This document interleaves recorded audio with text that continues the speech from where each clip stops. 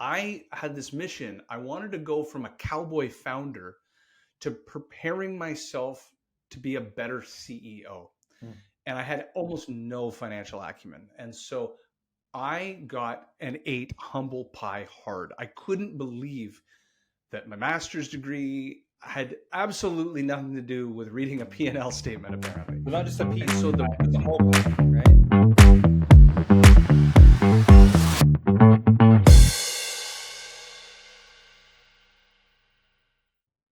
Welcome to Offshore to Profits. I'm here with AJ. AJ, I want you to introduce yourself to the audience. Then I'm going to set up the premise of today's podcast. Perfect. By the way, Jamie, thanks for having me on your podcast. Love your new book. For those that haven't read it in your audience, go do it right now. So shameless plug for you and your book, okay? Um, Boom. I'm here. We're based in Silicon Slopes. It's been dubbed. It's in Utah. We're just south of Salt Lake City. I'm the co-founder and the chief community officer here at Levrg, which is a venture services sweat equity partner helping companies in the pre-seed, seed, and Series A space grow and then raise the right amount of capital for the initiatives that they're trying to do to go to market and to grow exponentially. So that's what we're doing. We've been doing it for about 7.5 years, and we got about 82 companies under management. So it's been really fun. That is fantastic. And Silicon Slopes, there is no question. It is the best skiing in the United States. You are airport to whether it's Snowbird or Alta or in 40 minutes. It's incredible. So, But don't tell anyone this. We don't want the whole world no, here, right? Let's keep you're right. You're right. Everybody go to Colorado. Yeah, you go to Colorado. So, Have a much better time there for sure. let me set up the premise for today's session. Sure. So I wrote about this in the preface of the book Offshore to Profits, but imagine scaling a business, figuring out you've lost $1 million, figuring out you have the financial acumen IQ of a 6-year-old, me, and I kind of had two paths. And there was this concept: do you double down on the things you're only great at and then get other people to deal with it? Or do you at least create some proficiency? Are you humble enough to accept where you suck and you dive deep into having enough of a skill set that you could be competent? So long and the short is I took on 2 mentors. One, his name is Greg Alexander, was the former founder of a former CEO of Sales Benchmark Index. Okay. And then when they sold their business, Matt Shares took over as the CEO. And Matt became my month-to-month mentor for the next 4 years. And Greg kind of became a mentor from afar. Wow. And the purpose was they decided to tackle my weakness rather than doubling down on just keep doing what you're doing. You're great at selling. You're great at opening doors for your business. I had this mission. I wanted to go from a cowboy founder to preparing myself to be a better CEO. And I had almost no financial acumen. And so I got an 8 humble pie hard. I couldn't believe that my master's degree had absolutely nothing to do with reading a P&L statement, apparently. But not just a piece, and so the whole pie, right?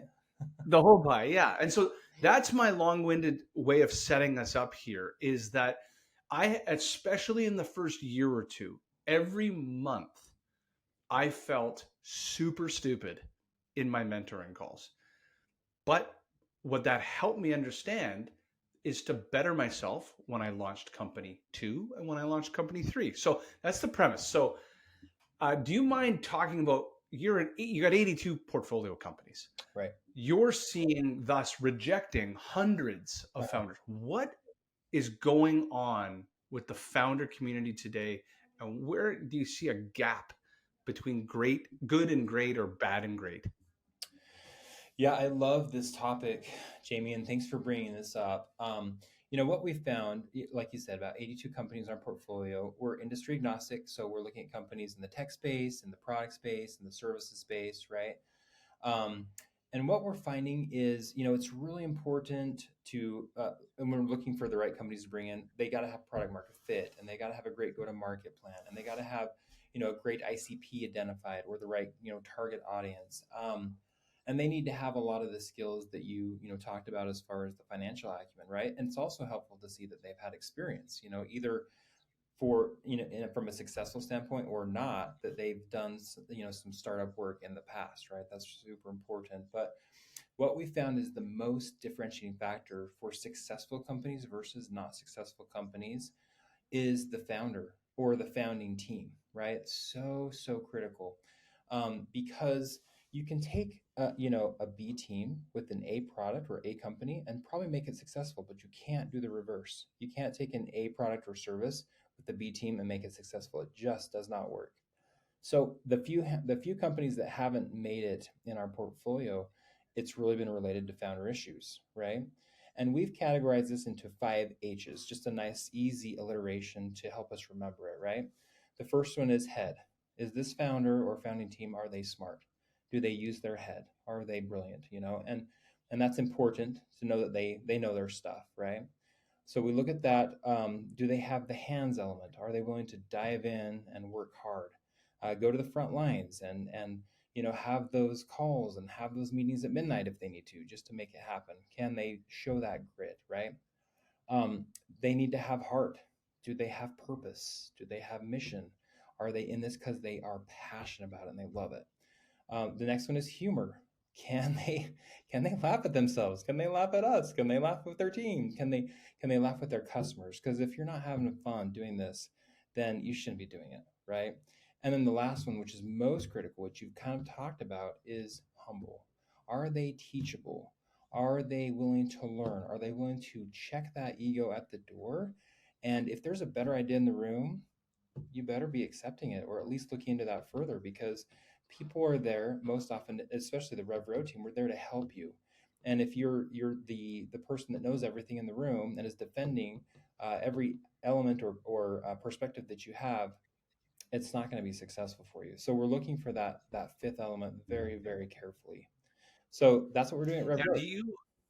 Now, do you have like your own version of a disc profile, a diagnostic that you give founders to do their testing on the 5 H's? That's question one. And question two is if one of those H's, I remember a fellow father, I was in university, and he said, you know, everyone has flaws when you're looking for your marriage partner. For sure. Your marriage partner can have one. But if you start racking up a few, Yeah. you're going to have a problem down the road. Oh, that's So the concept is, do you have a diagnostic? And if you were to if one of the levers was not in the right position, could you live with it? Or do you need all 5? And which of the levers is so critical to be up and to the right on full throttle? Of the 5 H's you're talking about? Of the 5 H's, yeah. Well, to unpack that double-sided question first, no, we don't use any specific personality profile testing. I mean, we've tried the Gallup, the strength polls, and a lot of those things we've tried, and they do help. But really, it's sitting down with them face to face. We used to do pitches, and we get a couple hundred pitches a month, and we take on maybe 3 to 4 a quarter, right? So we talk to a lot of founders. But we have to sit down there, meet them, look them face to face, talk about some of their, what they like to do for fun, their hobbies, their family, what are they doing besides growing their company.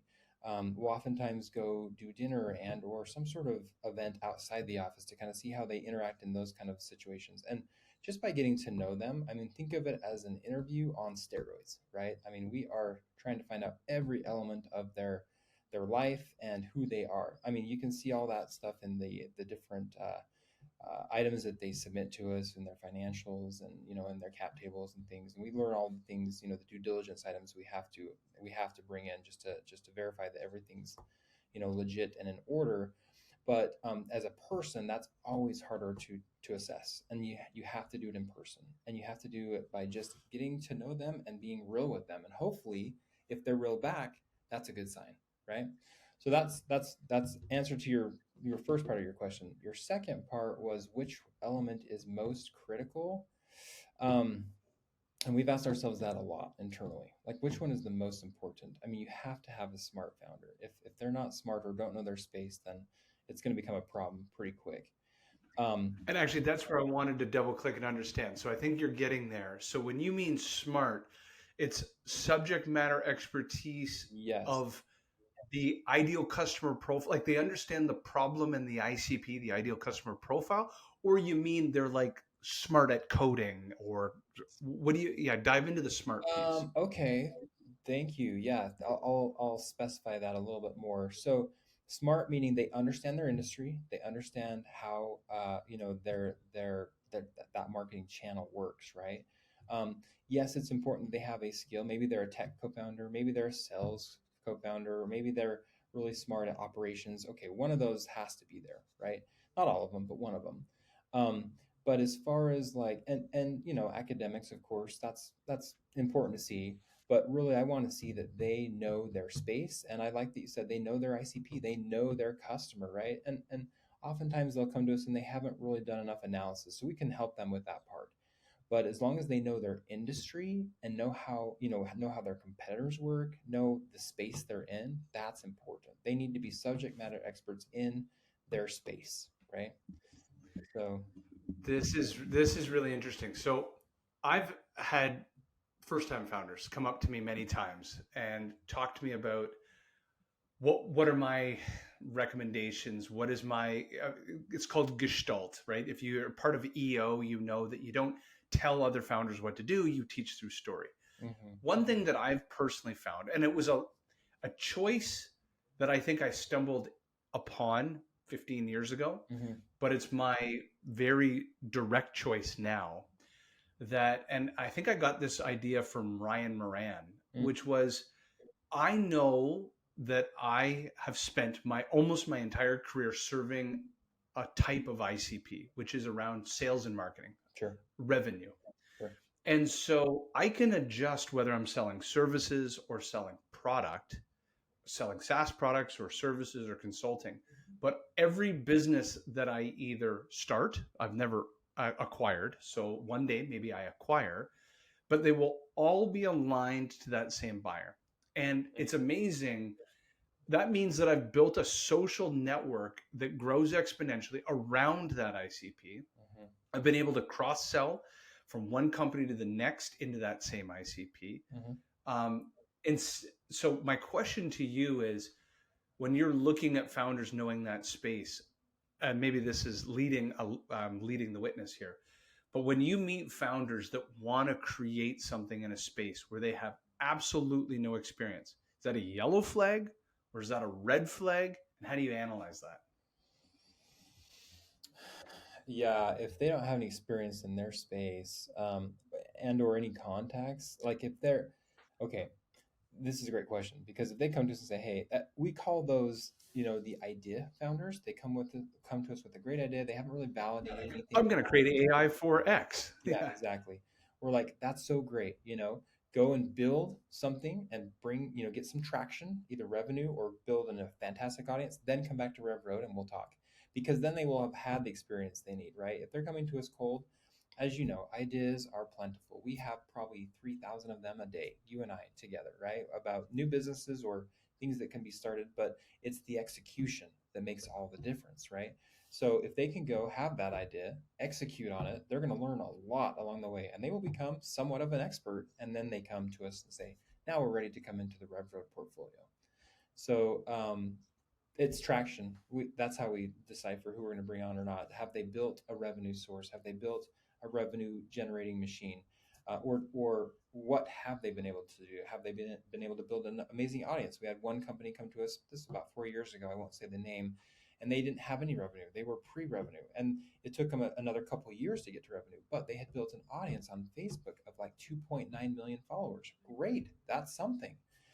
You have to know your stuff to be able to do that. So we took them on, and the rest is history. They've been doing really well and growing quite nicely. So Last question on one of the H's, I hope that answered and your I'll tell question. it through. Was that okay? No, that was great. Yeah, yeah. Using a humble humility kind of component. I remember, and I don't know that my mentors, Greg and Matt, were doing this intentionally, but they eventually called me very teachable or pliable. And here's what they basically did. Imagine, and this is the question I'm basically asking you: how do you test some of these founders up front for that being humble, having humility, being pliable, teachable. And what they had done with me is they would give me something to think about. I'll give you a tangible example.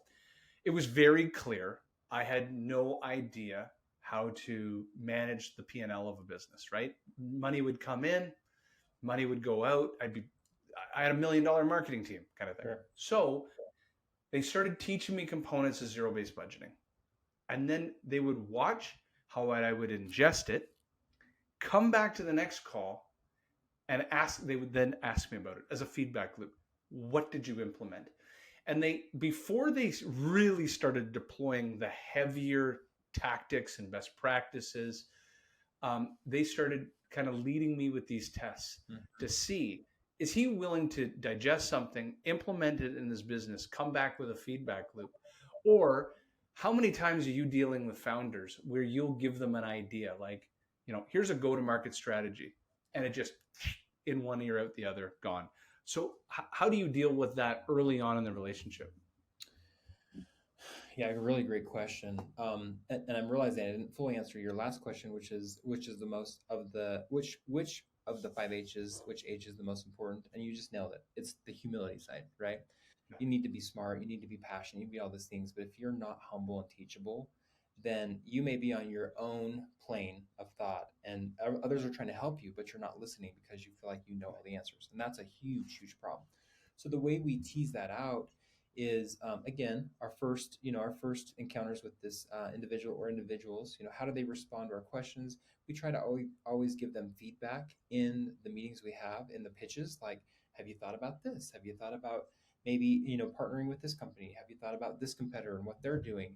And if they say, oh yeah, we know, we've already, if they retort like, we got it, it's okay. If they diminish that, then we're like, okay, there's going to be a problem here, right? So you can tell in just the mannerisms, that it's going to be a good fit and they're going to be humble or not. In fact, we had a huge pitch event just 2 months ago, and one of the founders that was pitching, I was so impressed with him because after the pitch, he came right to me and said, AJ, tell me everything I did well, but more importantly, tell me the things I got to fix, and I will fix them right now. And it was a 2-part pitch where he, pitched the first pitch with a smaller group and then pitched the second pitch with a large audience, right?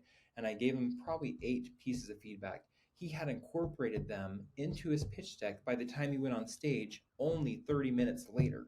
And so I was like, oh man, this founder he takes feedback extremely well. And I love to see those things, and not everything we're going to tell them is right, but the fact that he was open to it, he was soliciting it, and he was like, and then afterward he said, I'm so grateful that you took the time to tell me these things. There's so much I can learn from you and from others here. I love that mentality and that attitude of just gratitude and just craving that additional knowledge. So that's just fantastic. AJ, how do people get a hold of you? What are best practices if they want to learn more? If they want to be part of your services, subscription, or package, whatever you call it. Yeah. I'm pretty active on LinkedIn. So look me up on LinkedIn. It's just A.J.Rounds, or you can look us up on revrg.com. We're on all the socials, Instagram, X, Facebook, LinkedIn. But I'm pretty active on LinkedIn myself. So find me there and we'll connect. Love to message with you. This is fantastic. Thank you so much for being on the show. And audience, like, this is, because so much of our audience are founders, and those founders that are willing to actually not come to every meeting with preconceived notions, legacy biases, confirmation biases, and are willing to be objective to learn new things. Look up AJ. This is great. Thanks, Jamie. It's been a pleasure. Thanks a lot. Take care.